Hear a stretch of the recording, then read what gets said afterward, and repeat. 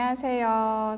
디지털 보건의료 전공 주임교수 한샘희입니다. 오늘은 우리 디지털 보건의료 전공이 다른 전공들이랑 융합해서 어떤 진로가 있는지, 어떤 걸 공부할 수 있는지를 AI한테 물어본다고 해서 왔습니다.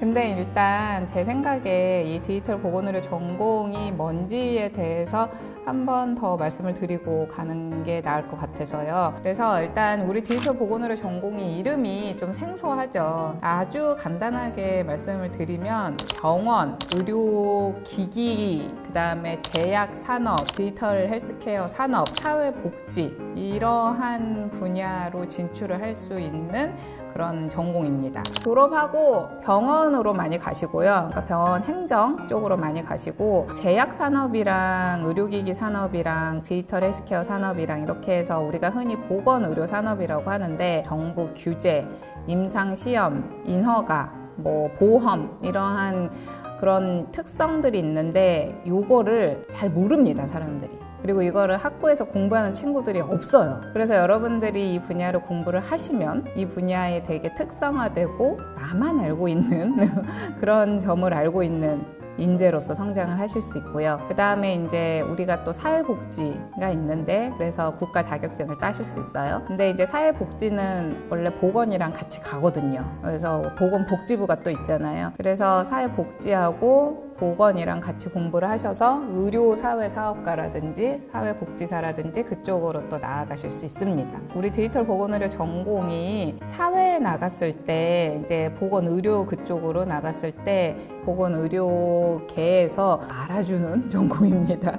그래서 선배들도 되게 많이 있고요. 그래서 졸업생들이 이미 사회에서 짱짱하게 자리를 잡고 있어서 후배분들을 끌어주기 위하여 굉장히 많은 노력과 부릉부릉 시동을 이미 걸어 놓으셨고요. 밝은 미래와 여러분들의 전문성, 차별성을 강조하시기에 되게 좋은 전공이라고 볼 수 있습니다. 그래서 우리가 일단 챗GPT한테 그러면은 우리 미래융합대학의 다른 전공들이랑 융합을 했을 때 무엇을 할 수 있느냐를 물어봐서 제가 한번 보면서 말씀을 드릴 건데, 일단 첫 번째 디지털 보건의료하고 스포츠의학하고 융합을 했을 때 전공 두 개를 이렇게 두 개 하시는 분들이 되게 많이 있는 걸로 알고 있거든요. 스마트 재활 프로그램 설계자, 스포츠 데이터 분석 전문가, 디지털 운동 트레이너 이렇게 얘기를 했는데, 일단 여기서 스포츠 데이터 분석 전문가 이거는 스포츠의학이랑 AI 의료 데이터학이랑 묶었을 때 더 빛을 발할 것 같아요. 요새 스포츠의학 쪽에서 선수 트레이너하고 아니면은 일반 분들 트레이닝하고 할 때 되게 디지털 기술을 활용을 해서 많이 하거든요. 그래서 그러한 종류의 디지털 헬스케어 솔루션을 기획하고 이제 개발하고 런칭하고 그런 일련의 과정들을 할 수 있을 것 같고, 그 다음에 재활의학 쪽 있잖아요. 재활의학도 이제 원래는 병원에 가서 재활의학을 많이 받잖아요. 치료를 병원에 가서 재활치료를 받는데 물리적인 한계가 있는 많은 분들이 있어요. 그러한 분들을 위하여 이제 디지털 치료제 같은 게 나와요. 앱이나 VR이나 게임이나 그러한 거를 통해서 치료를 할 수 있는 새로운 기술들이 나오고 있는데, 그냥 단순히 우리가 깔아서 볼 수 있는 앱이나 그런 게 아니라 그건 치료거든요. 그래서 그거는 보건의료 분야에 들어와야 돼요. 아까 제가 말씀드렸던 임상시험, 인허가, 보험 이런 거 다 그 프로세스를 거쳐야 되거든요. 그래서 현재 여러분들의 선배라고 할 수 있는 분들도 스포츠의학 분야에서 나오는 의료기기의 인허가 그러한 거를 하는 일을 하고 싶다 해서 같이 공부하고 계시는 분들도 있고요. 그 다음에 스포츠의학이 병원에서 일을 많이 하시게 되는 경우가 있는데, 우리는 이제 병원 행정을 처음부터 끝까지 다루기 때문에 그래서 이렇게 두 개 같이 공부하시기에 좋고, 그 다음에 우리가 또 이제 사회복지가 있다 했잖아요. 이 사회복지 자격증을 가지고 이제 재활복지 쪽으로 하실 수 있어요. 스포츠의학을 같이 공부하셔서. 그래서 되게 갈 수 있는 분야가 많아요. 그 다음에 이제 이제 두 번째가 디지털 보건의료 더하기 경영학이에요. 이것도 되게 할 수 있는 게 많아요. 병원에서 여러분들이 병원 행정, 그러니까 병원 행정이라고 하면은 우리가 이제 원무를 많이 생각을 하는데, 근데 그 원무팀뿐만 아니라 병원의 병원 기획, 재무, 회계, 인사, 뭐 적정진료관리팀, 물류관리팀, 뭐 총무, 굉장히 부서가 많이 있는데 그 많은 부서에서 경영학 지식을 필요로 해요. 근데 병원은 다른 일반적인 조직이랑 다르잖아요. 그래서 병원 회계가 따로 있고 병원 마케팅이 따로 있고, 그래서 두 개를 같이 공부하시면 병원에 진출하시기에 유리하실 수 있습니다. 그 다음에 이제 여기 보면은 스타트업 창업가가 나오는데, 최근에 디지털 헬스케어 쪽으로 창업을 되게 많이 하고 있어서 그 회사를 꾸려나가는 기본적인 지식이 있어야 되잖아요. 근데 우리 디지털 보건의료에서는 그런 거는 다루지 않으니까 경영 쪽에서 조직을 꾸려나가는, 회사를 꾸려나가는 지식을 배우셔서 같이 맞물려서 새로운 사업 모델도 만들고 창업도 하실 수 있습니다. 비즈니스 컨설턴트 같은 것도 있는데 아무래도 조직이 어떻게 돌아가는지에 대한 기본적인 지식이 있으면 이제 비즈니스 컨설팅이나 그러한 것도 가능하겠죠. 세 번째, 미디어 커뮤니케이션 학이랑 했을 때 이제 무엇을 할 수 있느냐. 보건의료 쪽이 제일 중요한 것 중에 하나가 홍보예요. 예를 들어서 정부 정책을 홍보하는 데에도 인력을 필요로 해요. 학생들이 되게 많이 진출하는 데 중에 하나가 또 공공기관이거든요. 보건의료잖아요. 공공재란 말이에요, 이거는. 그래서 정부에서 관리를 해요. 관리하는 수많은 정부 산하 기관들이 있고 이런 게 다 공공기관인 거죠. 그러면 이제 정부가 정책을 만드는데, 근데 문제는 정책은 일반적으로 어려워요. 국민들한테 이런 정책이 있어요 라고 얘기를 해야 되는데 그 있어요를 쉽게 얘기해 줄 수 있는 홍보 전문가가 필요해요. 그 다음에 이제 직관적으로 생각해 봤을 때 병원 홍보실에도 많이 가요. 보건의료 전문 신문, 잡지, 그러니까 매거진 뭐 그런 거 있거든요. 그럼 그쪽에서 기자 같은 걸로도 활동을 하실 수 있고요.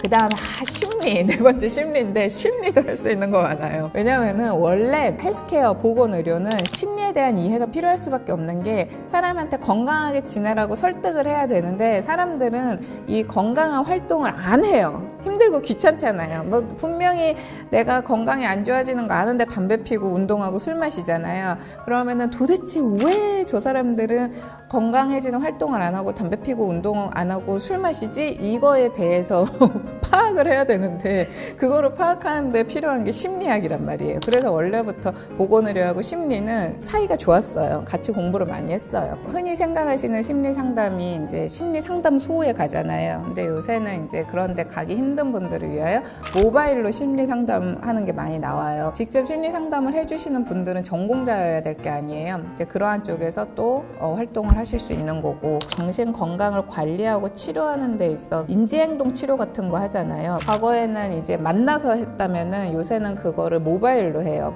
그래서 모바일 인지행동 치료가 아까 말씀드렸던 디지털 치료제랑 연결이 되거든요. 이 모바일 인지행동 치료를 기획하고 관리하며 서비스를 제공할 수 있는 사람은 심리학에 대한 이해를 가지신 분이어야 돼요.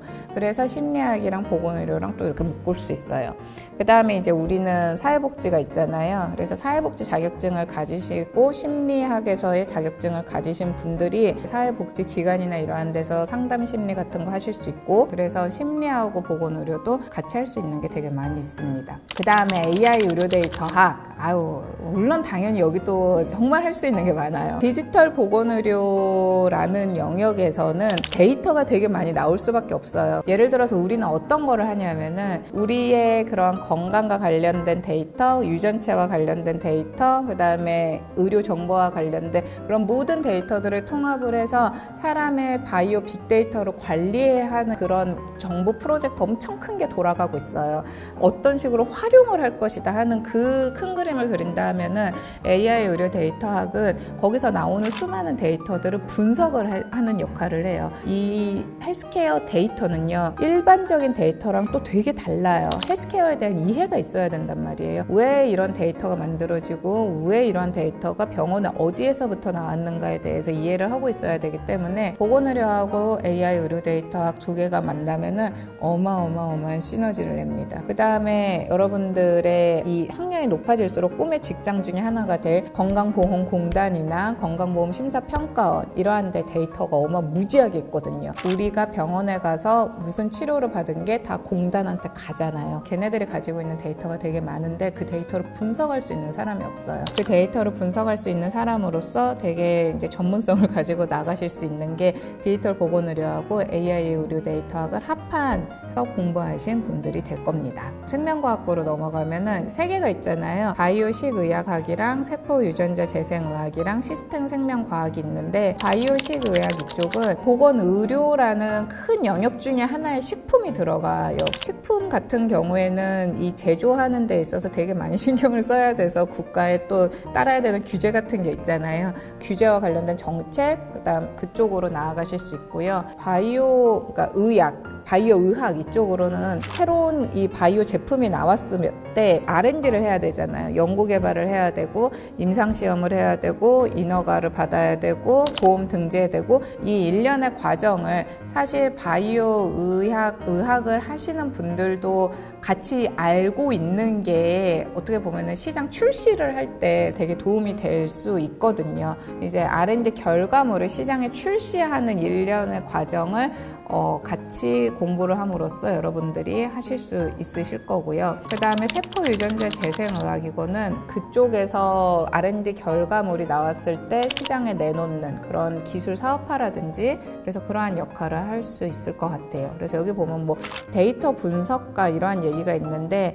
이거는 이제 유전자 데이터 분석가를 얘기하는 것 같은데 요 유전 데이터는 AI 의료 데이터학이랑 같이 공부를 하시면 더 잘 분석을 하실 수 있을 것 같아요. 그 다음에 이제 마지막 시스템 생명과학은 의료 데이터 과학자, AI 헬스케어 솔루션 개발자, 디지털 생명과학 전략가 이러한 식의 얘기를 했는데 사실 잘 와닿지는 않고요. 이 생명과학 쪽의 지식을 활용을 해서 새로운 디지털 헬스케어 솔루션이나 그러한 사업을 하시는 분들이 있잖아요. 어떤 산업적인 측면, 사업적인 측면을 필요로 하실 때 저희 보건의료하고 같이 융합을 하실 수 있을 것 같아요. 그래서 이 시스템 생명과학 이쪽이랑 우리 쪽하고 융합은 시스템 생명과학 교수님께서 어떻게 말씀을 해주시는지를 저도 듣고 참고를 하도록 하겠습니다.